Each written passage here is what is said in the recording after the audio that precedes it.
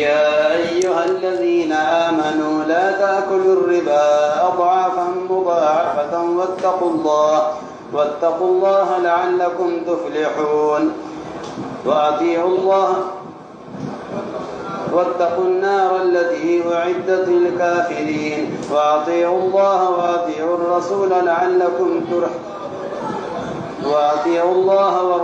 لعلكم ترحمون وسارعوا إلى مغفرة من ربكم وجنة عرضها السماوات والأرض أعدت للمتقين الذين ينفقون في السراء والضراء والكاظمين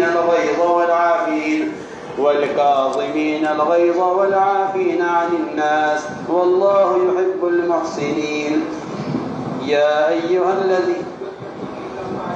والذين إذا فعلوا فاحشة أو ظلموا أنفسهم ذكروا الله فاستغفروا لذنوبهم ومن يغفر الذنوب إلا الله ولم يصروا على ما فعلوا وهم يعلمون أولئك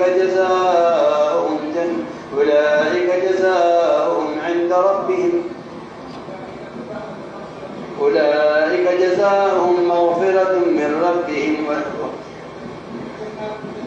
وجنات تجري من تحتها الأنهار خالدين فيها ونعم أجر العاملين. قد خلت من قبلكم سنن فسيروا في الأرض